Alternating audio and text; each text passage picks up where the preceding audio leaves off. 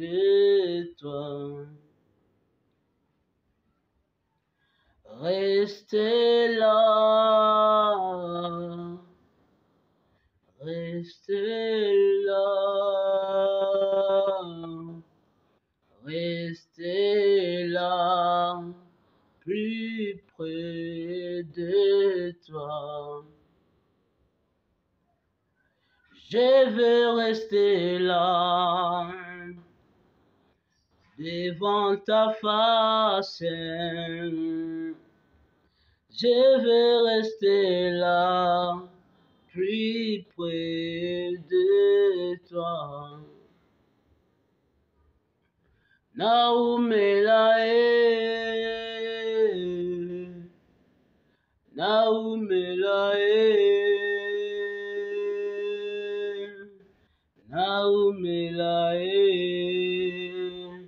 Pelinayo, oh restez là, restez là, restez là, restez là, plus près de toi. Yeah. Déborde encore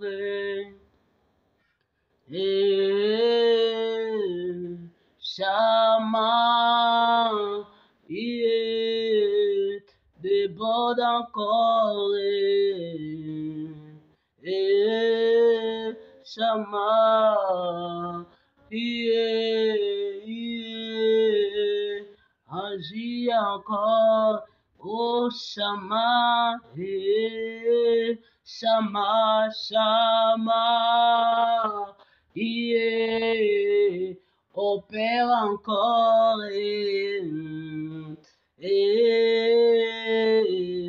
Shama, yeah.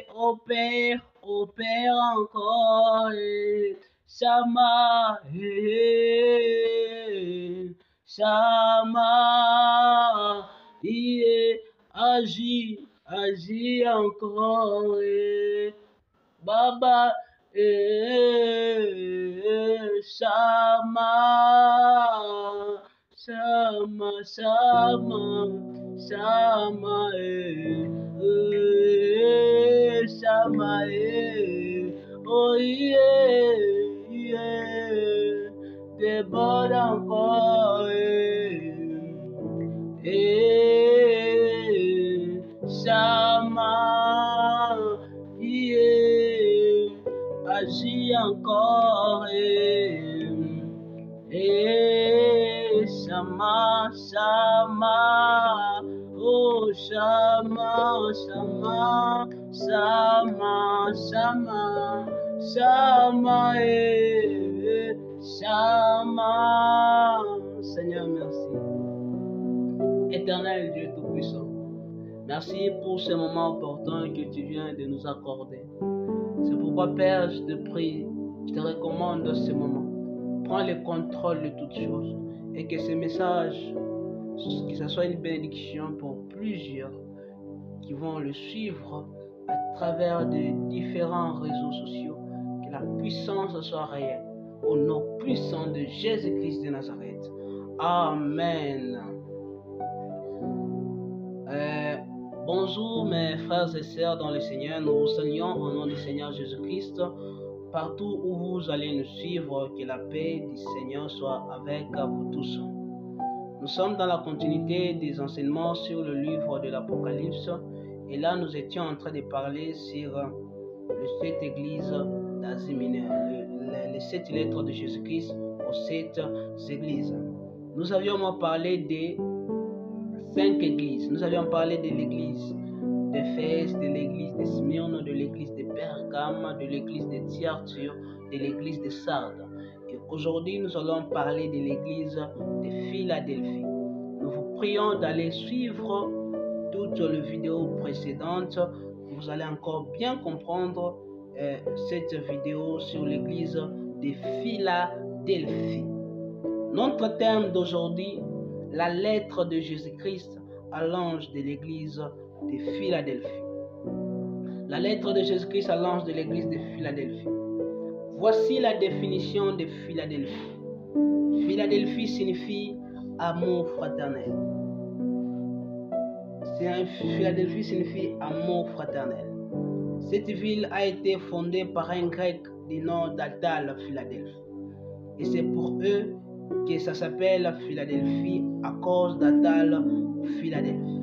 Ça veut dire amour fraternel. Mes frères et sœurs, l'église primitive était dans l'amour. C'est au travers de l'amour que le monde connaîtra que nous sommes des chrétiens. C'est au travers de l'amour, c'est pourquoi l'église primitive était engendrée dans l'amour, bien qu'il avait perdu son premier amour, mais cette église était engendrée dans l'amour. Ce qui caractérise l'église, c'est l'amour fraternel. C'est pourquoi l'église de Philadelphie signifie amour fraternel. Et aime ton prochain comme toi-même, aime ton frère, aime ta sœur. C'est ça le fondement de l'église. Les mondes connaîtront que nous sommes l'église, c'est à travers l'amour, c'est à travers la manifestation de l'amour. Philadelphie signifie amour fraternel. Sur le plan historique et géographique, c'est une ville d'Asie mineure. Asie mineure aujourd'hui, c'est actuellement Turquie. Et toutes les 7 églises que nous avions parlé, ça se trouvait toujours en Asie mineure, qui est actuellement Turquie. C'était proche de Sardes, parce qu'avant de parler de Philadelphie, nous avions parlé de l'église de Sardes. C'est-à-dire Philadelphie était une église qui était tout proche de Sardes. Elle fut détruite par un tremblement de terre, ensuite elle fut reconstruite. Elle porte aujourd'hui un nom musulman, parce qu'elle est remplie de musulmans. Elle a été islamisée. Philadelphie aujourd'hui est devenue à la chair. Philadelphie, aujourd'hui on l'appelle plus Philadelphie, aujourd'hui on appelle à la chair. Ça porte maintenant un nom musulman. Mes frères et sœurs, dans ces réveils puissants, peuvent donner place à l'islam. Ces réveils puissants étaient en Asie mineure, où il y avait 7 églises d'Asie mineure, il y avait l'église de Philadelphie. Aujourd'hui, Philadelphie n'a même plus le nom de Philadelphie. Aujourd'hui, ça porte un nom musulman à la chair. Mes frères et sœurs, donc un puissant réveil peut donner place à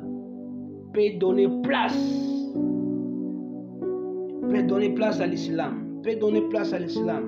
Et en Turquie actuellement, aujourd'hui, à 12h pile, 99% chantent pour la gloire d'Allah.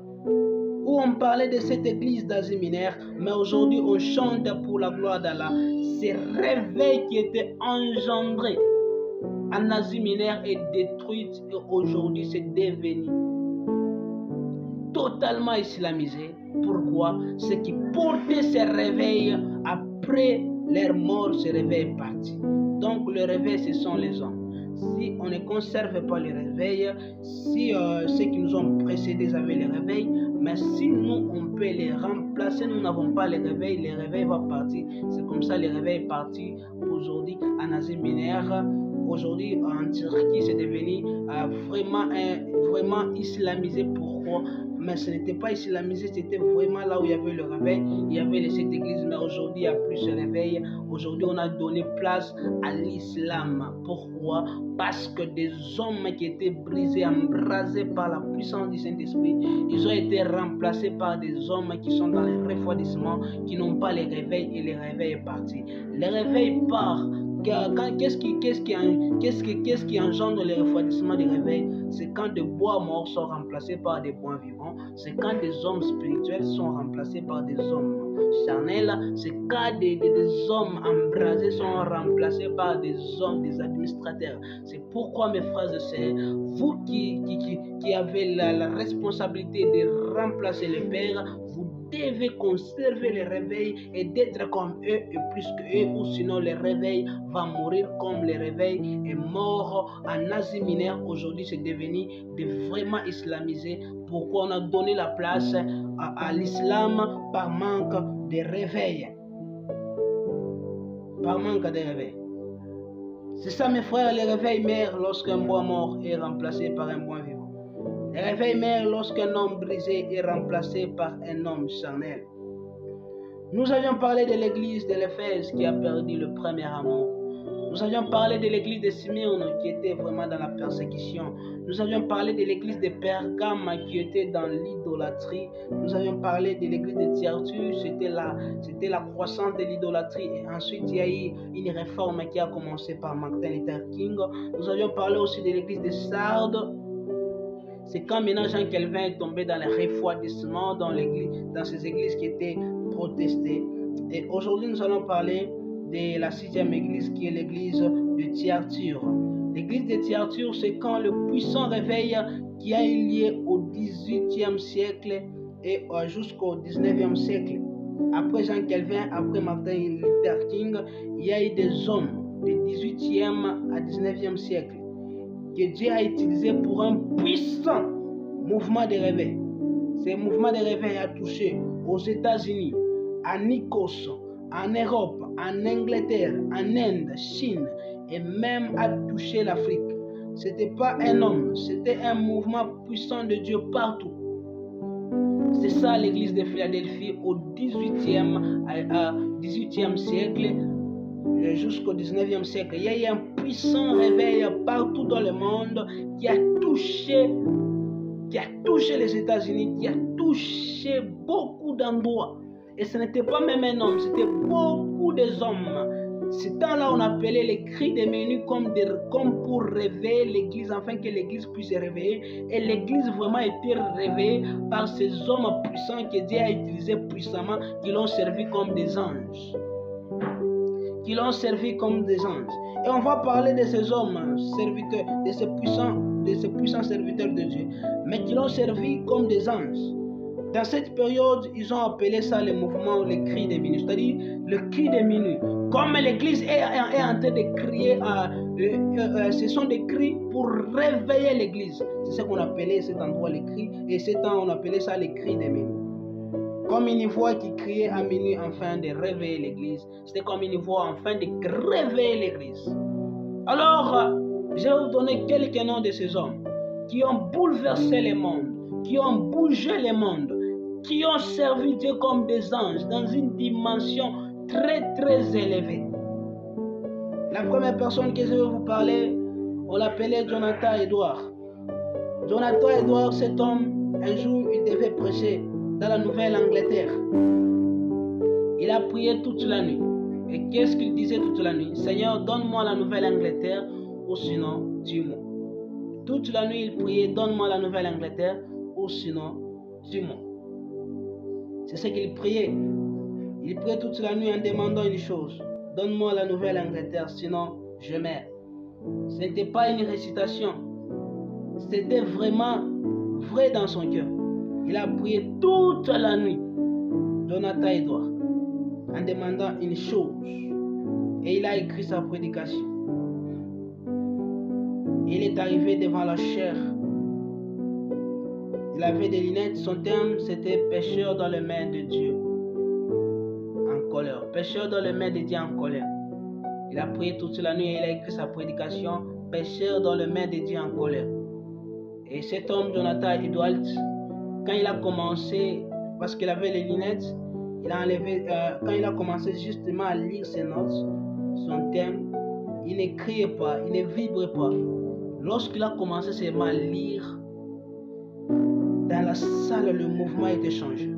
Les gens ont commencé à pleurer, ont commencé à s'accrocher sur des poteaux, ils ont commencé à s'approcher sur les chaises, ils ont commencé à crier, nous irons en enfer, arrêtez de prêcher, nous irons en enfer. Les gens ont commencé à regretter sur leur vie de péché. Ils ont commencé à regretter sur leur vie de péché. Sur leur vie de péché. Ils ont commencé à pleurer et s'accrocher aux poteaux, ils s'accrochaient aux chaises, ils s'accrochaient au banc. Ils ont commencé à pleurer. Et mes frères, après la prédication de Jonathan Edwards, un puissant réveil a commencé dans la Nouvelle-Angleterre. Et ce puissant réveil a touché toute la ville. Mais cet homme, il a payé le prix toute la nuit. en train de prier, Dieu donne-moi la Nouvelle-Angleterre ou sinon je mets. Qu'est-ce qui a causé cela? Les fardeaux des âmes. Qu'est-ce qui a causé cela? L'amour de la Nouvelle-Angleterre. Ce n'était pas un homme très spirituel, ce n'est pas dit il a vu des visions, mais juste il y a ce qui a engendré ce réveil, ce n'était pas des visions, ce n'était pas la prophétie, mais c'était les fardeaux qu'il avait de la Nouvelle-Angleterre. Il priait toute la nuit, ou sinon je meurs, ou sinon je meurs. Dieu lui a donné la Nouvelle-Angleterre, il a prêché, il a écrit seulement un petit thème là, un petit thème qui n'était pas vraiment puissant. Et quand il lisait seulement, il ne vibrait pas. Tout le monde s'accrochait au poteau, tout le monde s'accrochait au banc. Ils ont commencé à pleurer. Et après cette prédication, un puissant réveil a commencé dans la Nouvelle-Angleterre. Mes frères, je sais. La deuxième personne, on l'appelait John Whitefield. C'est celui qui a inauguré des grandes prédications en plein air. Il remplissait des grands lieux. C'était un orateur extraordinaire, de sorte que les gens venaient l'écouter même dans le froid. C'était vraiment un prédicateur extraordinaire. C'est celui qui a commencé à remplir des stades, à remplir des grands lieux, à faire des prédications extraordinaires dans de grands lieux. C'est celui qu'on appelait John Whitefield. Tout le temps, il était dans les poteaux à cheval. Ce sont des hommes qui ont vraiment bougé le monde. Tout le temps, il était en déplacement. Tout le temps, il était en mission. Et il engendrait les réveils partout. C'était parmi des hommes dans l'église de Philadelphie au 18e jusqu'au 19e siècle qui ont bouleversé le monde par ses prédications, par ses enseignements en plein air. C'était vraiment un puissant réveil qui a été engendré par cet homme, John Whitefield. L'autre, on appelait David Brenner. Cet homme est allé prêcher au Pont-Rouge des États-Unis. C'est qui tuait les gens. Il a vu qu'il allait là-bas pour le prêcher. Et il était prêt pour obéir à Dieu afin de le prêcher. Même si on disait là où tu vas, on tue des gens. Mais lui, David Brenner, il était prêt de mourir, mais d'accomplir ce que Dieu lui avait dit, même si on tuait les gens au Pont-Rouge. Mais lui, il était allé là-bas. Il venait d'épouser la fille d'un grand homme de Dieu, Jonathan Edwards. Il a abandonné cette femme pour aller prêcher au Pont-Rouge de l'Amérique. Et il était mort âgé de 29 ans. Mais évaluer son travail, c'est comme s'il était mort à 60 ans. Quand vous évaluez son travail, c'est comme s'il était mort à 60 ans. Cet homme-là, il était allé au Pont-Rouge, il a abandonné sa femme pour accomplir la mission que Dieu lui a donnée. Et même, on l'a tué à l'âge de 29 ans, mais ce qu'il a laissé là-bas, comme s'il avait 60 ans, c'était des hommes de la même nature que nous. C'était David Brenner. L'autre, c'était William Carey. Lui, il est allé en Inde. Quand tout le monde avait peur, il est le père de la mission en Inde. Quand tout le monde avait peur d'aller en Inde, il avait peur, pourquoi? Parce qu'on pouvait te tuer si tu parles de l'évangile.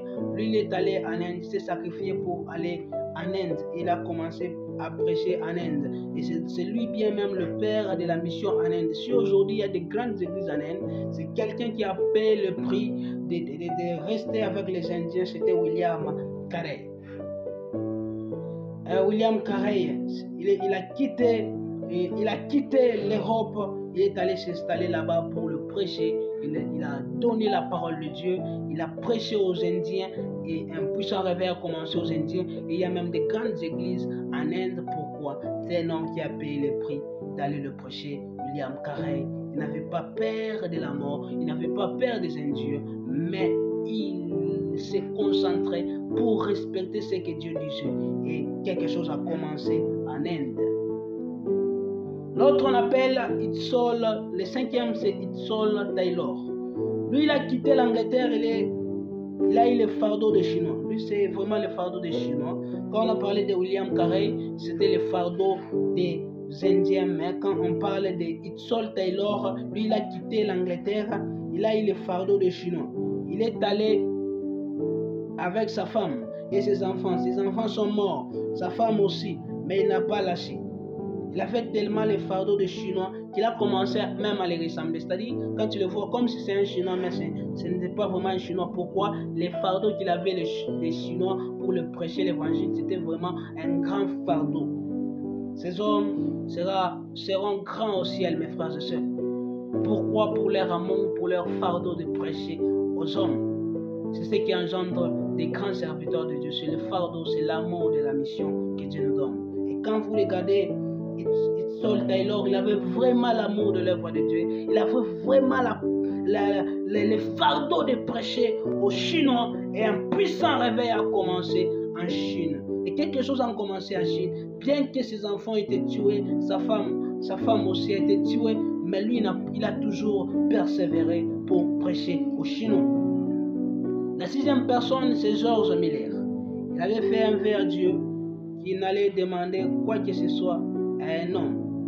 Jamais c'était son vœu.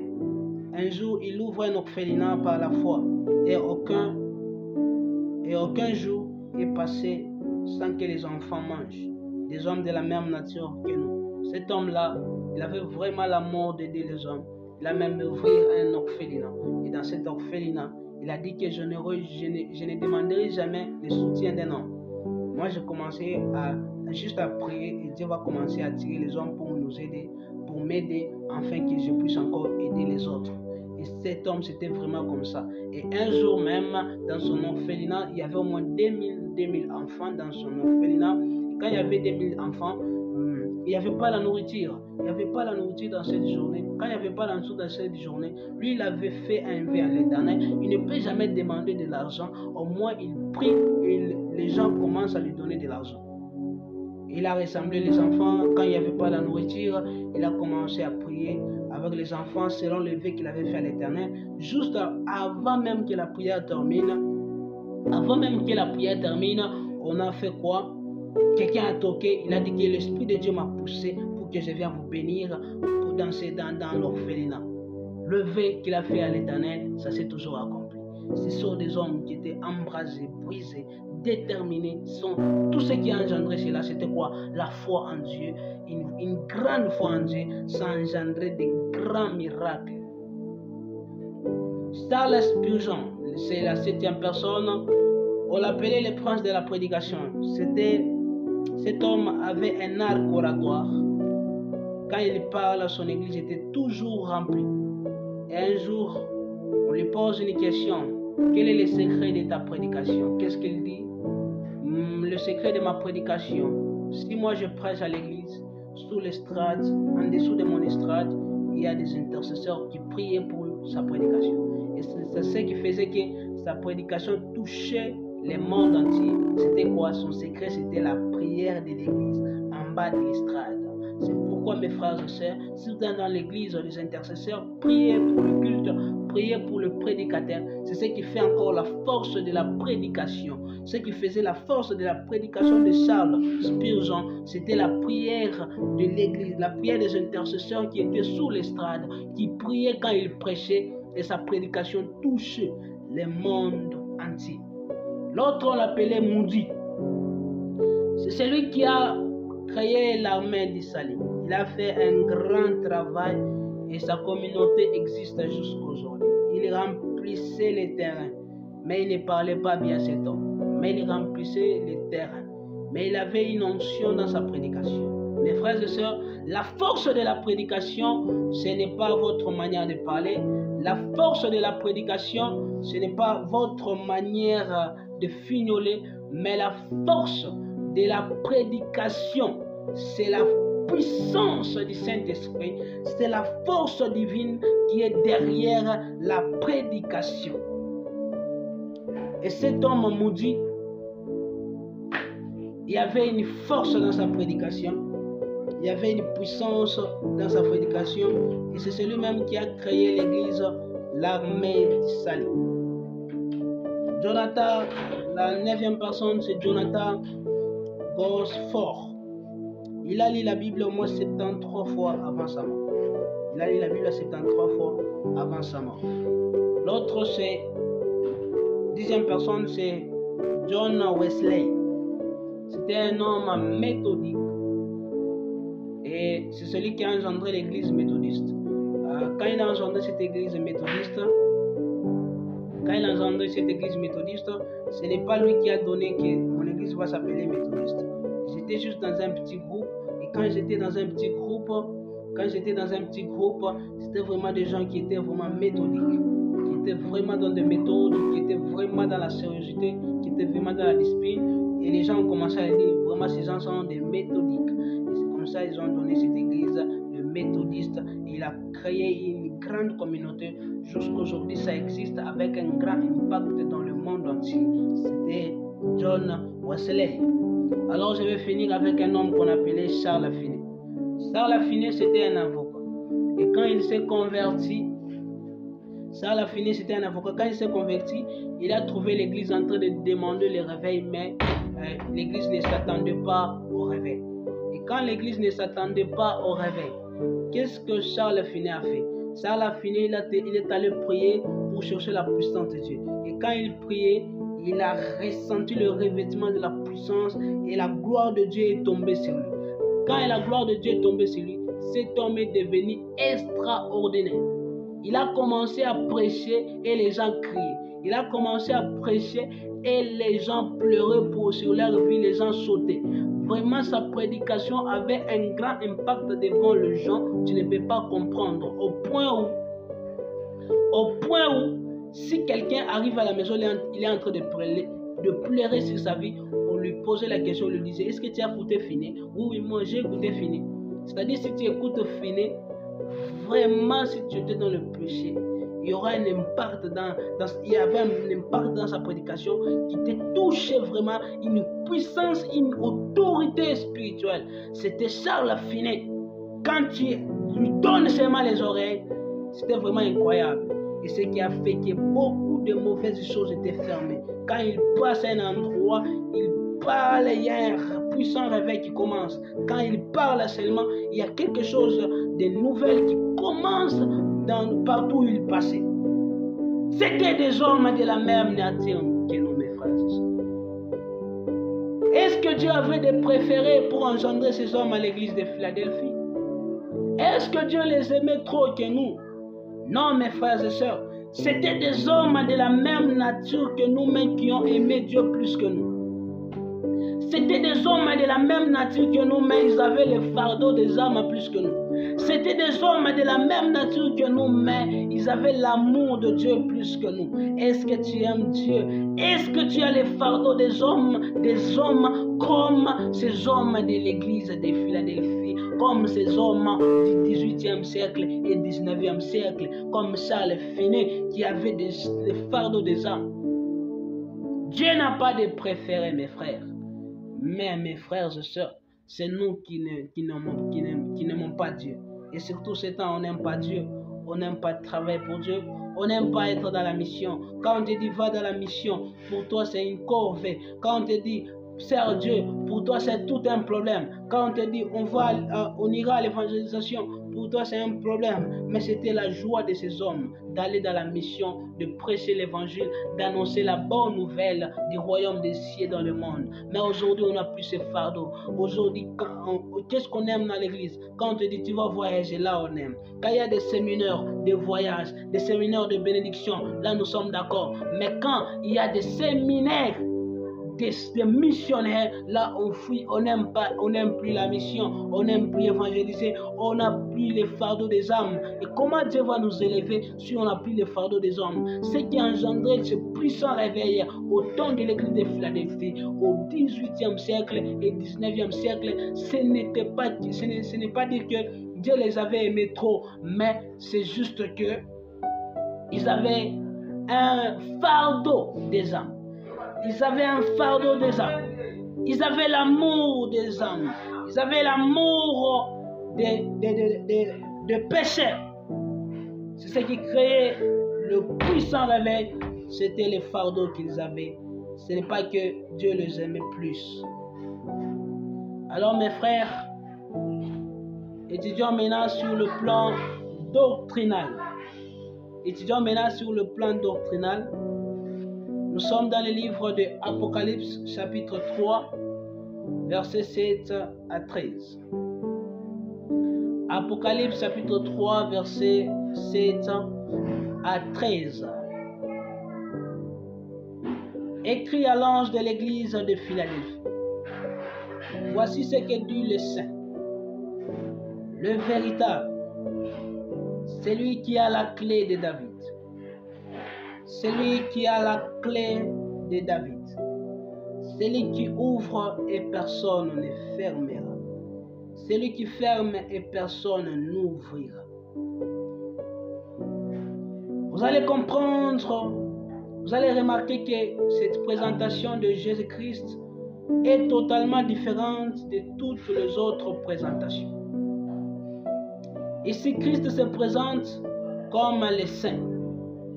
Parce que Jésus-Christ, lui, il est saint. Il est saint totalement.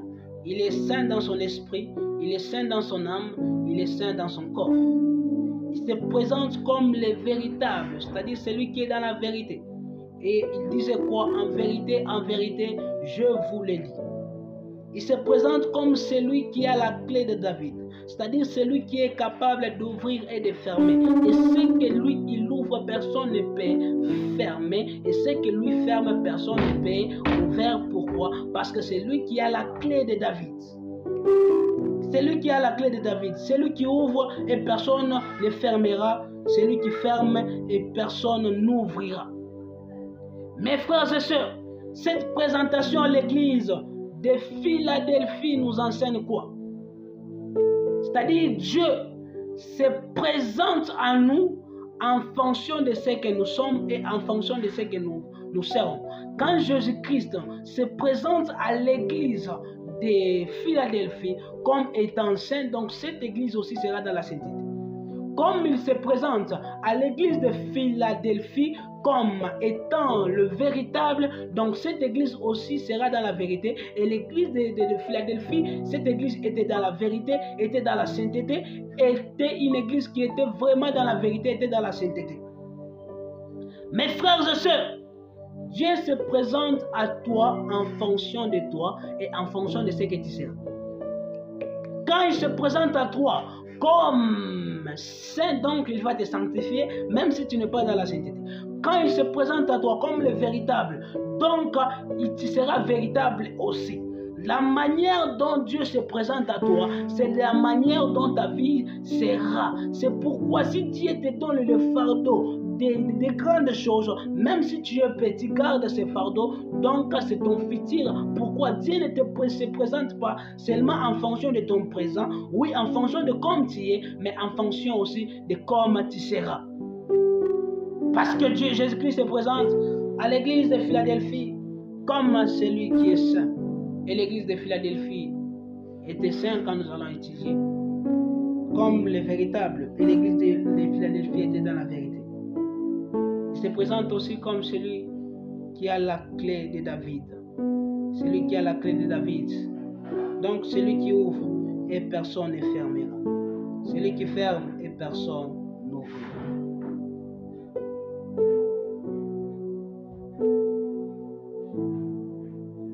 C'est ça l'église de Philadelphie. Parce que Christ se présente comme celui qui a l'autorité. Ce que Christ ouvre, personne ne peut fermer. Si Jésus-Christ ouvre la bénédiction dans ta vie, personne ne peut fermer cela. Si Jésus-Christ descend dans ta vie, personne ne peut arrêter la manifestation de Christ. Il se présente comme celui qui a la clé de David. Donc à nous qui avons des portes de problèmes, Christ se représente comme la clé afin d'ouvrir ces portes-là des problèmes.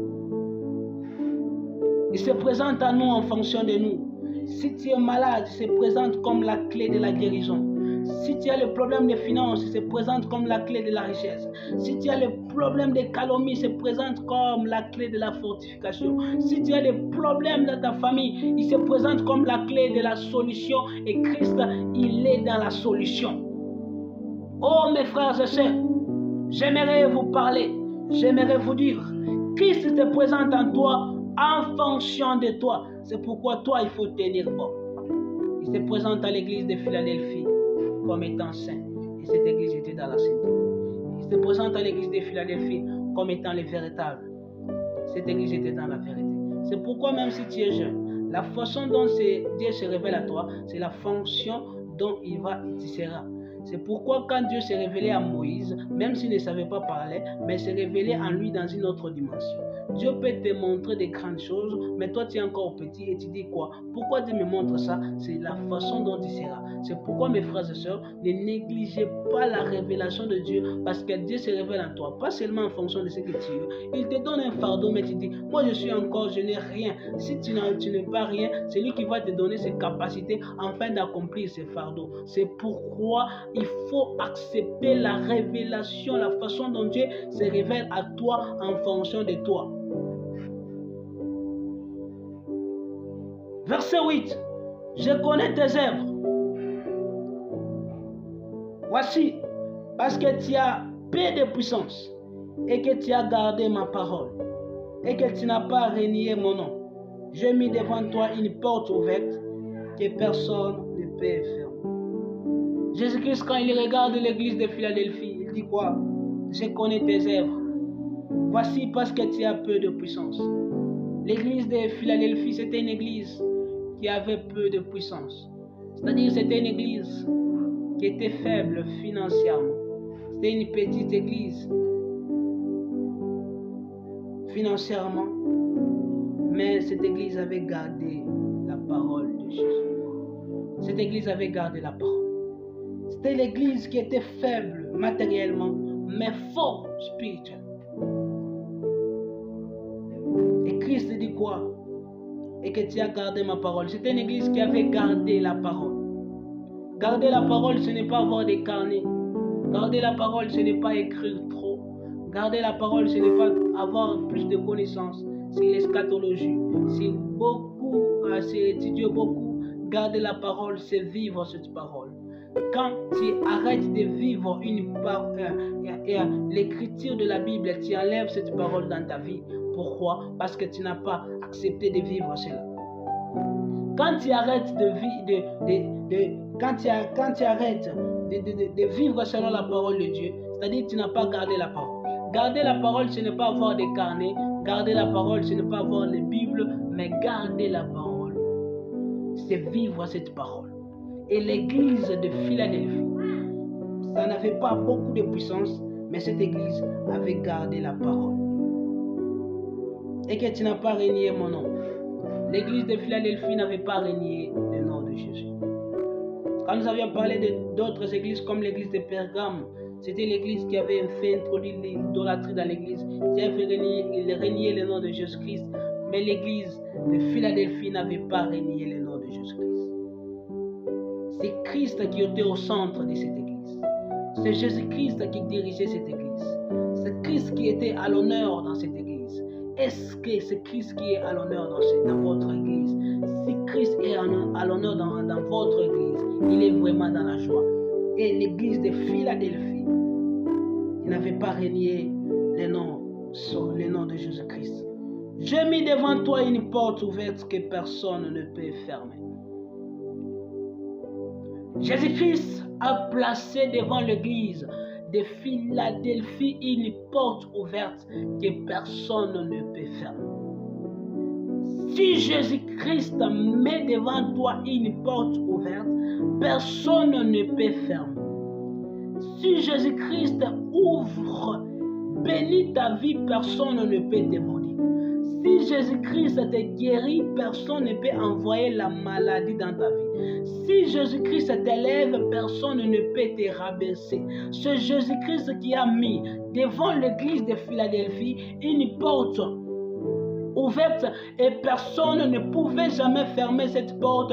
Pourquoi? Parce que c'est lui qui a la clé de David, c'est lui qui a l'autorisation d'ouvrir et de fermer, et ce qu'il ouvre, personne ne peut fermer. Ce que Jésus-Christ ouvre, personne ne peut fermer. C'est pourquoi si tu as Jésus-Christ dans ta vie, tu ne dépends pas de l'ouverture ou bien de fermeture du diable, mais tu dépends de l'ouverture et de fermeture de Jésus-Christ de Nazareth. Donc ce que Jésus-Christ ouvre et ferme dans ta vie, personne ne peut ouvrir et fermer ce que Jésus-Christ a fermé. Donc si Jésus-Christ ferme, personne ne peut ouvrir. Donc, si Jésus-Christ ouvre, personne ne peut fermer. Et dans l'église de Philadelphie, Jésus-Christ a placé une porte ouverte que personne ne peut fermer. Et personne n'a fermé cela. C'était une église qui était faible matériellement, mais forte spirituellement. Verset 9. Voici, je te donne des ceux de la synagogue de Satan, qui se disent juifs et ne le sont pas, mais qui mentent. Voici, je le ferai venir, se prosterner à tes pieds, et connaîtront que je t'ai aimé. Christ donne l'autorité à l'église de Philadelphie devant des synagogues de Satan, des gens qui se disaient des faux juifs. Quand nous avions parlé de l'église de Simeon, cette église de Simeon était salie, pourquoi, par des faux juifs qui étaient dans la synagogue de Satan qui les calomniaient. Mais dans l'église de Philadelphie, c'est maintenant Jésus-Christ donne le pouvoir à l'église de Philadelphie de s'opposer aux calomnies de la synagogue de Satan, de s'opposer aux synagogues de Satan, et ces synagogues de Satan se prosternent maintenant. Il y a un temps où Dieu donne la parole à tes ennemis, il y a un temps où Dieu laisse un peu du temps à tes ennemis, il y a un temps maintenant ces ennemis doivent se prosterner. C'est pourquoi j'ai pris au nom de Jésus que tes ennemis se prosternent comme se sont prosternés à l'église de Philadelphie, ceux de la synagogue de Satan, des faux chrétiens se sont prosternés. Il y a un temps où les faux évangiles étaient en train de circuler. Il y a un temps maintenant, ce sont des vrais qui est au top. Il y a un temps maintenant, ce sont des vrais qui est au sommet. Que Dieu t'amène dans une dimension où personne ne peut te poursuivre. Que Dieu t'amène dans une dimension où tout le monde ne peut te poursuivre. Que Dieu t'amène dans la dimension de l'église de Philadelphie où les synagogues de Satan doivent se prosterner. Ils doivent faire salir. Ils doivent se prosterner. Il y a un temps, mes frères et sœurs, Dieu peut laisser la sorcellerie agir dans ta vie. Il y a un temps, Dieu peut laisser le sorcier de ta famille d'agir. Il y a un temps, Dieu peut laisser le sorcier de l'église d'agir. Il y a un temps, Dieu peut laisser les sorciers du quartier d'agir. Mais il y a un temps où Dieu prend maintenant la décision de les faire asseoir et qu'ils se prosternent. Et je prie que ce soit ce temps dans ta vie où ils doivent se prosterner, où ils doivent s'agenouiller, où ils doivent se repentir. S'ils ne se repentent pas, qu'ils ressentent la puissance du Saint-Esprit, qu'ils ressentent la gloire du Saint-Esprit. Il y a un temps où l'église était dans la persécution. Il y a un temps, c'est maintenant l'église commence à persécuter les synagogues de Satan. Et c'est ce temps, mes frères, dans ta vie, si vous le croyez, ce n'est plus le temps de pleurer des calomnies, ce n'est plus le temps de laisser la doctrine de Balaam, ce n'est plus le temps de laisser la doctrine de Nicolaïte, mais c'est le temps de laisser la puissance de la vraie évangile dominer. C'est le temps de laisser le vrai dominer les faux. C'était l'église de Philadelphie, c'est-à-dire les vrais serviteurs ont commencé à dominer. Mais quand nous avions parlé de l'église de Pergame, ce sont des faux qui ont dominé. Quand nous avions parlé de l'église de Simeon, ce sont des faux qui ont commencé à faire souffrir l'église de Simeon. Mais dans l'église de Philadelphie, ce ne sont pas des faux qui dominent. Maintenant, ce sont des vrais. Il y a un temps où Dieu calme. Il y a un temps où Dieu accepte maintenant de se manifester. Il y a un temps où dans l'église primitive, Dieu était calme. On a tué même un apôtre. Mais il y a un temps, lorsqu'on voulait tuer Pierre, il y a un temps maintenant Dieu s'est réveillé. Il s'est réveillé et Hérode est mort. Il y a un temps où tes ennemis mourront. Il y a un temps où Dieu va te donner le pouvoir de dominer sur tes ennemis. Il y a un temps où Dieu va te donner la puissance de régner sur tes ennemis. Et je prie que ce soit ce temps. Domine sur tes ennemis. Prends l'autorité sur tes ennemis. Commence à faire asseoir tes ennemis. C'est le temps de Dieu. Tu n'es pas appelé chaque fois à pleurer. Tu n'es pas appelé chaque fois pleurer. Pourquoi? À cause de la jalousie, à cause de la haine. Mais il y a un temps, ceux qui t'ont persécuté, toi aussi tu dois les persécuter. Il y a un temps, ceux qui t'ont calomnié, ils doivent être par terre. Au nom de Jésus, que ceux qui te calomnient soient par terre. Que ceux qui te combattent soient par terre. Que ceux qui combattent tes finances soient par terre. Que ceux qui combattent ton mariage soient par terre. Que ceux qui combattent tes études soient par terre. Que ceux qui ont décidé que tu ne finiras pas tes études soient par terre. Que tu trouves la porte de finir tes études. Parce que Christ a pris maintenant la décision. Que tu finiras tes études. Christ a pris maintenant la décision que tu monteras. Que ceux qui te voient en bas soient maintenant eux-mêmes en bas et que toi tu montes. Que ceux qui te voient mourir, qu'ils meurent eux-mêmes et que toi tu montes. Celui qui a préparé la mort de Mardoché, c'est lui-même qui est décédé. Et mes frères et sœurs, un temps, Dieu se prépare. Il y a un temps, mes frères et sœurs, où Dieu décide maintenant d'agir. Et dans l'église de Philadelphie, Dieu a décidé maintenant d'agir. Il a décidé maintenant de donner à l'église de Philadelphie le pouvoir de régner sur les synagogues de Satan, qui se disent des juifs et ne le sont pas, des faux chrétiens. Il est temps, mes frères et sœurs, que des faux chrétiens doivent se taisent. Il est temps, mes frères et sœurs, que des fausses doctrines doivent se taisent. Il est temps que l'évangile matérialisé doit être par terre. Il est temps que des faux prophètes doivent être par terre. Il est temps que la puissance de l'évangile, que le vrai évangile doit être prêché dans le monde. Il est temps que ceux qui servent Dieu, mais en étant dans le péché, doivent être se révéler et que des vrais soient au sommet. Que les vrais soient au sommet. À l'église de Philadelphie, ceux qui étaient au sommet, ce sont des vrais. Ce sont des vrais. Pourquoi? Parce que Jésus-Christ les avait donné le pouvoir sur les synagogues de Satan. Que Dieu te donne le pouvoir sur les synagogues de Satan. Tu te retrouves dans un quartier, ce sont que des fausses doctrines qui percent. Tu te retrouves dans un pays, ce sont que des fausses doctrines qui percent. Il est temps que la bonne doctrine, que la vraie doctrine puisse maintenant percer dans le monde et écouter dans le monde. Parce que le monde attend avec un ardent désir la révélation des fils de l'homme. Il est temps que le vrai réveil, les cris de minuit recommencent, comme c'était dans l'église de Philadelphie, où le mauvais était par terre, où les faux juifs étaient par terre, où c'est maintenant des vrais chrétiens, des hommes puissants sont maintenant au top. Frères et sœurs, il est temps que tu entres dans ton plus haut niveau, où le diable ne peut jamais te combattre. Il est temps, mes frères et sœurs.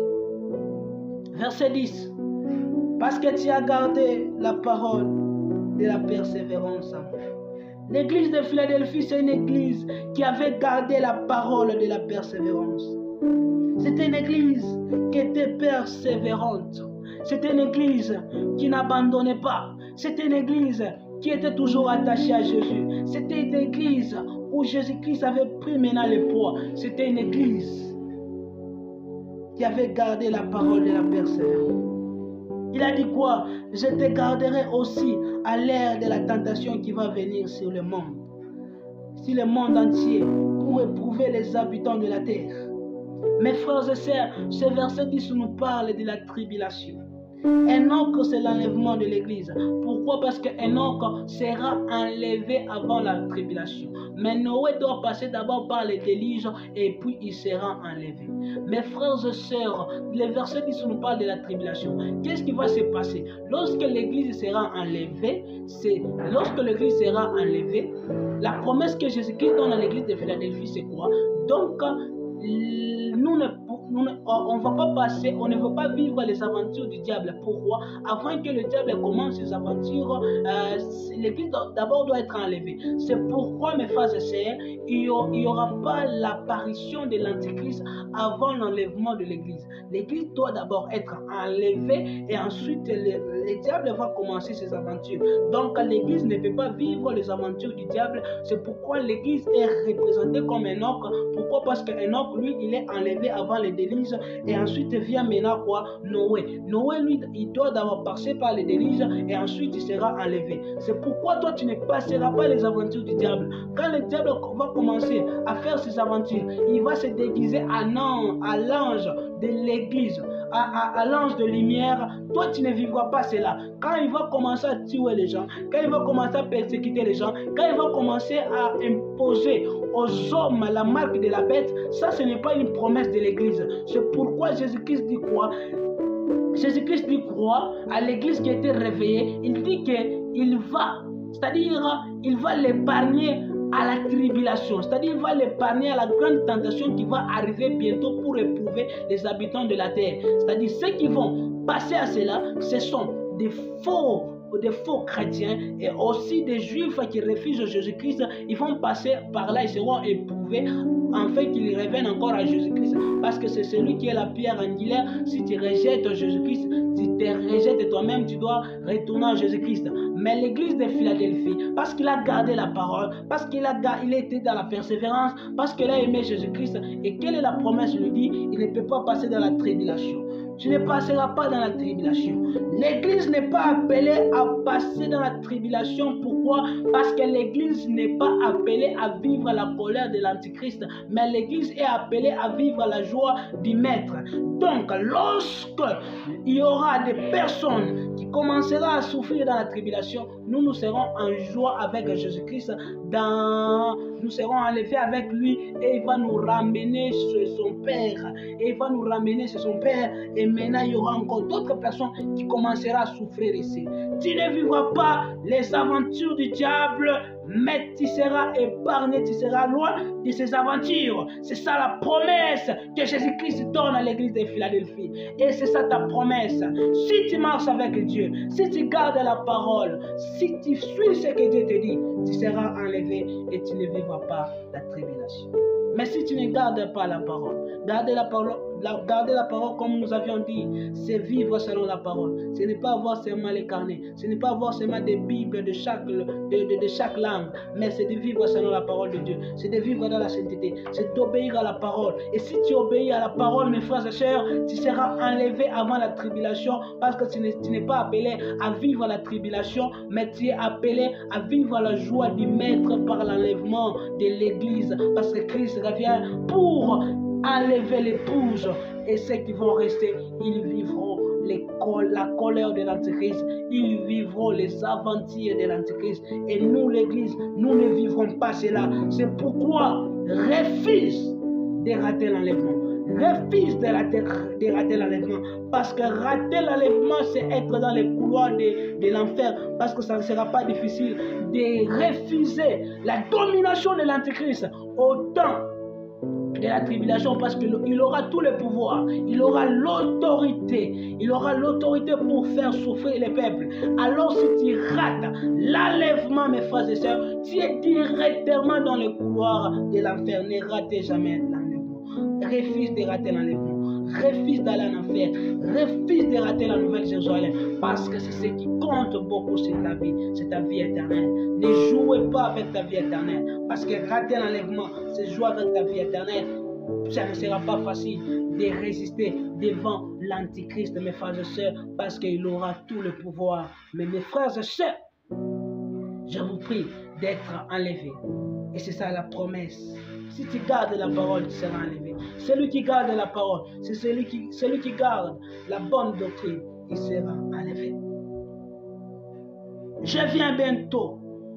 Retiens ce que tu as, afin que personne ne prenne ta couronne. Jésus-Christ revient bientôt, mes frères et sœurs. Et il dit quoi à l'église de Philadelphie? Retiens ce que tu as. C'est-à-dire, demeure persévérant. Sois toujours dans la persévérance. Que personne ne vole ta couronne. que personne ne vole ta corps. Une récompense arrive, que personne ne te vole cela. Chaque fois que tu sers Dieu est une récompense. N'oublie pas toutes ces années avec Jésus-Christ. Jésus-Christ va bien te payer.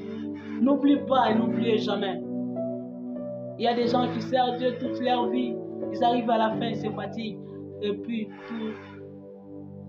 tout par terre. Persévérer, mes frères. Même si tu commences à vivre des choses qui ne sont pas normales, mais toujours persévérer. Toutes les années, tout ce que tu as fait à Jésus, tout ce que tu as fait en Christ, Jésus-Christ va te payer. Si même tu as donné un verre d'eau à un homme de Dieu, Christ va te payer. Si tu as investi dans l'œuvre de Dieu, Christ va te payer. Si tu as prêché l'évangile, Jésus-Christ va te payer. Jésus-Christ, il va te payer bien. Il va te donner une couronne. Il va te payer pour les âmes que tu as gagnées. Il va te payer pour l'œuvre que tu fais à l'église. Il va te payer pour les sacrifices que tu fais pour l'œuvre de Dieu. Il va te payer. Il voit tout, plus que tout, même ce que les hommes ne voient pas. Mais lui, il voit et il va te payer. Que personne ne vole cela. Demeure persévérant. C'est-à-dire, sois toujours dans la persévérance. Que personne ne fait que tu puisses rentrer dans le monde. Que personne ne fait pas que tu puisses encore rentrer dans le monde. Mais demeure persévérant. Persévérez, mes frères. Fortifiez-vous encore. Demeurez toujours dans la persévérance. Si tu veux persévérer, regarde là où tu as commencé. Comment tu as commencé avec Jésus? Tu as commencé avec Jésus, tu étais jeune. Commence, n'oubliez jamais tout le temps que tu as passé en tant que chrétien. N'oubliez jamais tout ce temps-là. N'oubliez jamais tout ce que tu as fait pour Jésus. Maintenant, si tu abandonnes Jésus, tu vas perdre tout. Si tu abandonnes Jésus, tu vas perdre tout. N'abandonnez pas. Il y a ceux qui ont commencé, qui étaient des vrais chrétiens, mais qui sont en train de finir dans des fausses doctrines. Il y a ceux qui étaient vraiment des vrais chrétiens, mais qui sont en train de venir, qui sont en train de devenir des faux chrétiens. Mes frères et sœurs, persévérez. Gardez, parce que Christ, il y a une grande récompense qui vous attend. Il y a une grande couronne qui vous attend, que Christ va vous donner. Mais Christ ne va pas vous donner cela sans la persévérance. La finalité d'un chrétien, c'est la persévérance. La finalité d'un chrétien, ce n'est pas l'autorité que Jésus-Christ te donne sur les démons. Ce n'est pas l'autorité que Jésus-Christ te donne sur les finances. Ce n'est pas tout ce qu'il te donne, mais c'est la persévérance. Est-ce que tu finiras la course? C'est pourquoi Paul dit quoi? J'ai achevé la course. Tu dois achever ta course. Tu ne dois pas t'arrêter sur le chemin, mais tu dois achever ta course pour remporter le prix de la vocation céleste. Tu dois achever ta course. Tu ne dois pas t'arrêter sur le chemin. Ne vous arrêtez pas sur le chemin, mes frères. Ne vous arrêtez pas sur le chemin, mais courez toujours, malgré la gloire, malgré l'impact, malgré l'autorité que Jésus-Christ a donnée à l'église de Philadelphie. Mais Jésus-Christ appelle l'église de Philadelphie à courir toujours, en fait de ne pas perdre la couronne. Ne perdez pas la couronne, soyez toujours prêts, soyez toujours là, avancez toujours, malgré l'autorité, malgré la puissance. Avancez toujours. Parce que ça ne sert à rien de travailler avec Dieu toute ta vie et à la fin tu perds tout. Ça ne sert à rien. Ça ne sert à rien. Ça ne sert à rien, mes frères. Ça ne sert à rien. Ça ne sert à rien, mes frères. Toute ta vie tu sers Dieu, mais arrivé un temps tu abandonnes. Ça ne sert à rien. C'est pourquoi, mes frères, persévère toujours. Et il y a une grande récompense pour toi. Celui qui vaincra, je ferai de lui une colonne dans le temple de mon Dieu. Et il n'en sortira plus. Celui qui va vaincre, il sera une colonne dans le temple de Dieu. Et il n'en sortira plus. J'écrirai sur lui le nom de mon Dieu et le nom de la ville de mon Dieu. De la nouvelle Jérusalem céleste qui descend du ciel d'auprès de mon Dieu. Et mon nom. Lorsque Salomon a construit le temple, il y avait mis des poteaux. Il y avait Yaquin et Boaz. Le plus architecte, c'est Dieu. C'est-à-dire quoi? C'est-à-dire quoi? Celui qui rôde ne te touchera pas. Je te mettrai en sécurité. C'est ce qui veut dire, celui qui vaincra, je ferai de lui. Celui qui vaincra, je ferai de lui une colonne dans le temple de mon Dieu. Il n'en sortira plus, c'est-à-dire il sera en sécurité. Et Christ va écrire sur lui le nom de quoi? De Dieu. Il va écrire sur lui le nom de la nouvelle Jérusalem céleste et aussi son nom. C'est-à-dire que tu ne sortiras plus dans le ciel si tu entres. Oh mes frères et sœurs, que celui qui a des oreilles entende ce que l'Esprit dit aux églises. Que Dieu vous bénisse abondamment, abondamment. Amen.